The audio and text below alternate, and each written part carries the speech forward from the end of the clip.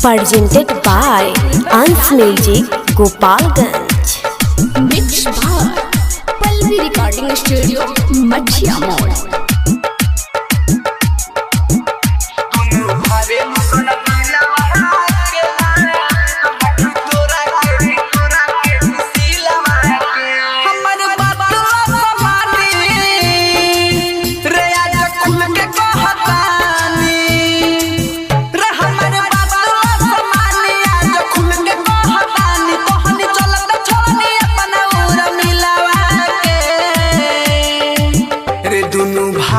सन दिलवा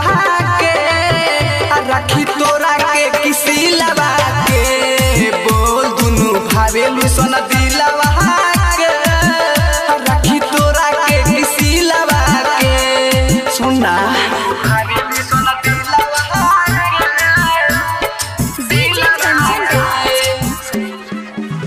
दुनु भावेलु सन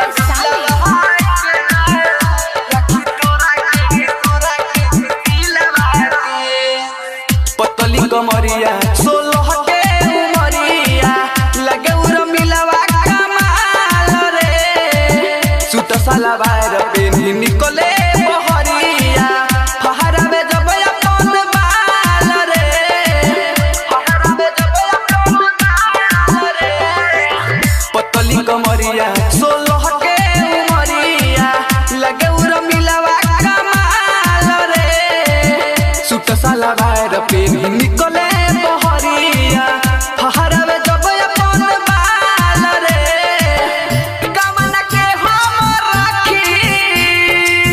रे दुनु हो सखी कमन के हम राखी दुनु हो सखी तब ते न लगतारू सजिलवा के रे दुनु भावेलु सन दिलवा के रखी तोरा के किसी लवा के बोल दुनु भावेलु सन दिलवा के रखी तोरा के किसी लवा के सुना दुनु भावेलु सन दिलवा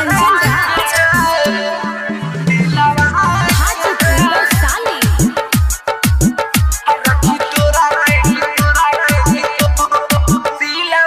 के गोरबा बदनिया चढ़ल बा जवनिया दुहनु बारू हो सोना खास रे एगो के राखी तो एगो खिसिया ले जाई हम कवना के पास रे